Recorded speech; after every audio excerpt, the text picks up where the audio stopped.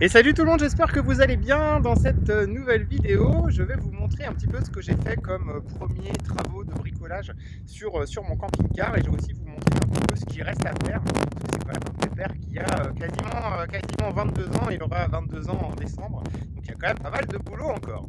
Déjà, j'ai commencé pour la toute première chose que j'ai faite, c'est que j'ai remplacé les joints cache-vis, puisque il y a certaines vis qui commençaient un petit peu à rouiller, hein, ce qui est normal avec quelques années. Donc ce que j'ai fait, c'est que j'ai remplacé ce joint qui longe tout le long du toit et de la capucine du camping-car, et j'ai mis du Sikaflex, en fait, je crois que c'est du 522 UV ou 521 UV. Donc j'ai bien recouvert les vis qui étaient un petit peu rouillées. J'ai recouvert les têtes et j'ai un peu fait le tour aussi pour que l'eau ne s'infiltre pas dedans au cas où elle soit devenue poreuse. Donc ça, c'est la première chose que j'ai faite, et ça m'a pris quand même ça m'a bien pris 3-4 heures quand même, hein, pour changer les deux côtés, parce que c'était assez long avec une échelle. Ensuite, ce que j'ai fait, c'est que j'ai rejointé, j'ai fait tout le tour des joints de toutes les fenêtres avec toujours pareil, hein, du Sika, pour tout simplement que l'étanchéité soit vraiment bonne. Donc voilà, j'ai bien fait le tour, histoire de... J'ai pas démonté les fenêtres parce que tout simplement j'ai pas encore assez le temps, et puis bon, ça prend pas l'eau, donc il n'y a pas de raison de tout changer non plus. Il y avait un petit problème, c'est vrai que autant à l'intérieur il est nickel, mais en extérieur il y a quand même eu quelques petits accros, et l'ancien propriétaire l'avait un peu ripé, et il y avait le polyester est un peu fissuré à certains endroits autour des fenêtres. Donc c'est pareil, j'ai bouché ça avec du Sika pour que au moins ça ne fasse pas d'entrée d'eau.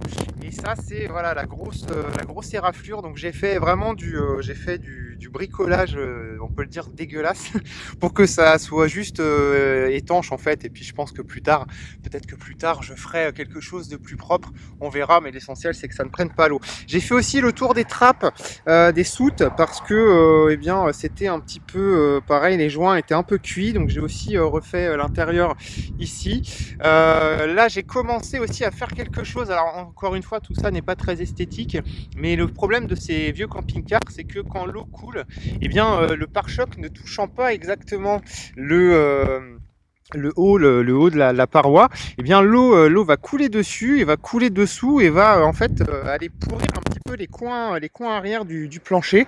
Donc là, j'ai stoppé un petit peu l'hémorragie parce que le contreplaqué a commencé à être un petit peu rongé. Bon, dessous c'est super propre et super sec, donc pas de souci.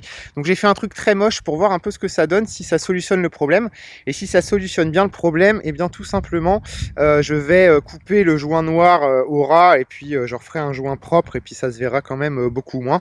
Encore une fois, voilà. Donc j'ai fait aussi cette fenêtre là, puisque le joint était pas bon, parce que il y avait quelques petites infiltrations, mais ça faisait quelques gouttes dans la moustiquaire. Quand j'ai déplié, il y avait un petit peu d'humidité, donc je pense que ça passait un peu là-dedans.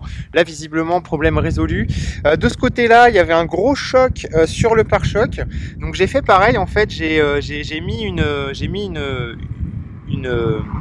mis quelque chose derrière, et ensuite j'ai enduit de Sika pour pas que ça passe dessous, parce que visiblement le plus gros problème c'était ici, ça coulait dessous, puis ça infectait un petit peu le plancher. Là c'est pareil, j'ai mis un petit renfort pour voir si ça coule dessus ou pas. Les joints à l'intérieur des soutes, il va falloir que je le change, parce que c'est pas très efficace, et c'est pareil, hein, le contreplaqué a un petit peu plus d'eau. Donc il y a rien de dramatique, hein. Les tasseaux ne sont pas pourris ni rien, mais j'ai voulu camoufler un petit peu toutes les potentielles entrées d'eau pour pouvoir le garder en bon état des années encore. Là voilà, c'est pareil, hein, il y avait une grosse fissure, donc je l'ai rebouché en faisant le tour des fenêtres également. J'ai refait la trappe aussi des WC, puisque pareil, les tasseaux qu'il y a autour, je pense qu'ils ont un petit peu mangé d'humidité. Il n'y a rien de grave non plus. Là, il y avait une grosse éraflure, donc j'ai fait pareil. Ça, c'est la soute à gaz. Alors c'est pareil, j'ai fait le tour un petit peu pour camoufler, pour renforcer les joints. Et la dernière fêlure, c'était là-haut. Et j'ai refait aussi le joint de la capucine.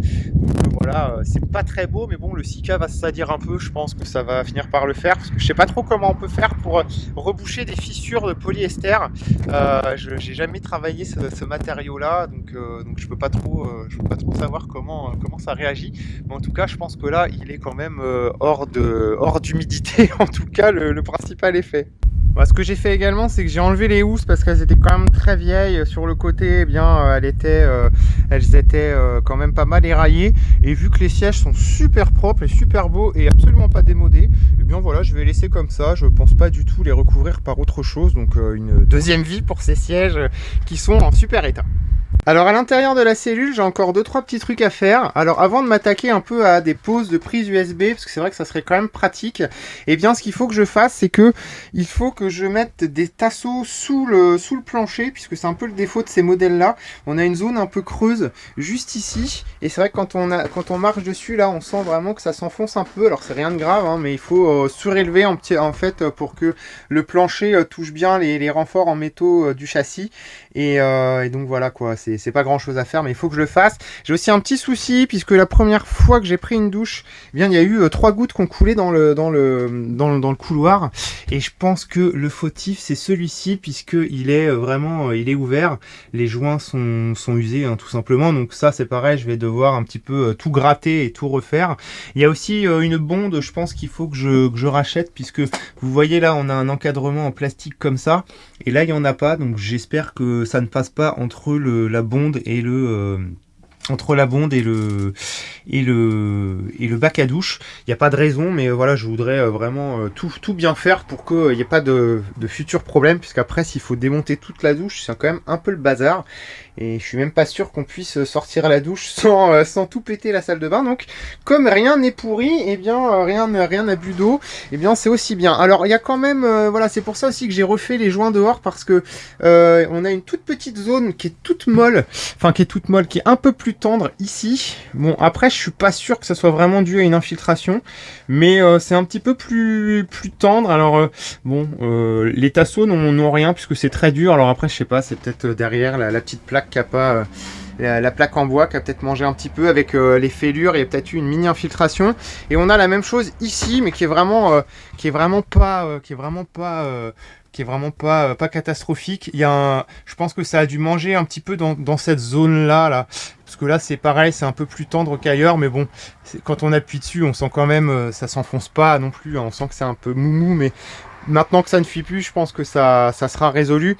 Et si vraiment je vois que ça ne se solutionne pas, bon bah j'ouvrirai et puis on changera le petit tasseau. Mais honnêtement, je pense pas. Après, donc comme je vous ai dit, dans le bureau chambre, je voudrais mettre un tapis. Le lino est en bon état. Mais il est en bon état, mais c'est quand même un lino qui a 20 ans. Donc je pense que je mettrai un tapis ici, histoire de faire un peu plus chaleureux. Et je le ferai venir jusqu'au ras de la porte, histoire qu'on puisse encore la fermer. Là, je mettrai un petit tapis. Je vais acheter un tapis d'entrée, tout simplement. Et je mettrai peut-être un tapis tout en long, le long du frigo ou autre. Faudrait pas quelque chose d'épais, parce que sinon après ça ne fermera plus au niveau des portes. Mais voilà, je pense faire un truc. Et dans un futur un peu plus lointain ou pas trop, je ne sais pas, eh bien je ferai peut-être recouvrir les sièges. Ils sont très propres, ils sont pas tachés, mais bon, c'est pareil, hein, c'est quand même des choses qui ont quelques années. Et le gros avantage de ce camping-car, je vous l'ai dit quand j'ai fait la vidéo du camping-car tour, c'est que tous les meubles sont très très clairs et sont de superbe qualité, et ils n'ont pas un pet, quoi. Donc, eh bien, il y a moyen de faire quelque chose de très joli, peut-être en fonçant un peu avec un stickers de table ou d'autres choses comme ça. Et pareil pour le bureau, j'aimerais bien tout simplement, je pense que je vais acheter des plaids pour recouvrir les assises. Parce que celles-ci, elles sont un petit peu plus usées. Je pense que les anciens propriétaires devaient dormir ici. Mais en tout cas, voilà, c'est propre, mais c'est un petit peu plus défraîchi. Donc je pense que je mettrai des plaids. Les rideaux avaient été enlevés aussi par les anciens propriétaires. Alors, bien sûr, il y a des stores, hein, puisque les volets se remontent, hein, pour une obscurité totale. Et je pense que je vais peut-être remettre quand même une petite paire de rideaux là, enfin sur les côtés, que dans le bureau, je pense, parce que ça donne quand même un côté chaleureux, ça insonorise aussi un peu. Donc je pense que ça peut être une bonne idée pour faire un peu cocooning avec 2-3 coussins, et ça devrait être parfait. Au niveau électricité, eh bien comme je vous ai dit, j'aimerais mettre des prises USB. Je pense que j'en glisserai peut-être une dessous pour pouvoir recharger un téléphone par exemple, ou voilà, parce que il a un panneau solaire, je ne sais pas de combien de watts, et une batterie de 90 ampères heure qui est pas très grande, mais bon, ça suffit quand même pour avoir une autonomie correcte. Il faut que je change aussi toutes les ampoules. Je vais remplacer les ampoules par des ampoules LED. Et si j'arrive à trouver une bonne solution, je pense que tout l'entourage, je le ferai avec non pas du bandeau LED, pas du bandeau LED, mais du filament LED. Je pense que ça peut donner vraiment une bonne ambiance. Donc je vais me pencher un peu sur la question dans les mois à venir, puisque bon, j'ai quand même mis mes économies dans le camping-car. Donc le budget est un petit peu restreint pour le moment. Autre chose aussi, j'aimerais beaucoup mettre une prise USB ici, là, enfin dans les parages. Et je pense qu'en chopant, j'ai pas encore regardé, mais je pense qu'en chopant éventuellement les fils qui doivent être dessous, je devrais pouvoir être capable de raccorder deux branchements pour ensuite percer dessous et mettre, ceux-là je les ai vraiment pas huilés, pour mettre des prises USB. Donc je pense que je ferai comme ça, j'en mettrai une ou deux là, j'en mettrai une ou deux dans le bureau. Et on sera pas mal. Après, en ce qui concerne tout ce qui est matériel informatique, puisque voilà, je suis journaliste jeux vidéo et je fais des lives, et bien dans un premier temps, quand je serai chez mes abonnés, puisque l'achat du camping-car est fait pour faire le Sadako Tour, hein, pour aller voir un peu mes abonnés aux quatre coins de la France, et je me brancherai chez eux. J'aimerais à terme pouvoir éventuellement faire un live en totale autonomie avec le panneau solaire et des grosses batteries. Mais bon, ça implique quand même une grosse dépense en termes de batterie. Et est-ce que en plein hiver ça sera suffisant? Je ne sais pas trop, il faudra quand même passer par la cage branchement parce que j'ai quand même du matériel qui consomme, hein, une PS5, un écran, enfin deux écrans, une tour PC assez puissante qui doit faire, je pense, dans les 700 watts. Pas tout le temps, mais voilà, capacité maximale. Donc réussir à être en autonomie sur batterie avec une grosse charge électrique comme ça, je sais pas si c'est vraiment possible. Donc avant de redépenser 1500 ou 2000 euros dans l'électricité, eh bien je vais déjà voilà, faire des prises USB et d'autres petits trucs comme ça, histoire de pouvoir faire les choses normalement. Dernière chose qu'il va falloir que je m'occupe. J'ai des fenêtres qui sont cassées puisqu'il a pris des dégâts à cause d'un hélicoptère. Les baies se sont vraiment explosées. Alors là, ce que j'ai fait, c'est que j'ai bien jointé je crois que ça s'appelle des compas. Je les ai bien jointés avec du mastic colle, donc ça fonctionne bien ce que j'ai fait. L'ancien propriétaire avait voilà, injecté de la glu dans les fêlures, donc ça, il n'y a pas de souci. Donc celle-ci, je vais la laisser comme ça, je pense. Il y a juste celle-là, en fait, le petit problème qui se pose, c'est que il y a vraiment un morceau à l'intérieur qui est cassé. Je sais pas si vous le voyez bien là, la caméra, mais ça va falloir que je le change et je ne sais pas si je peux juste changer un battant ou s'il faut changer toute la fenêtre.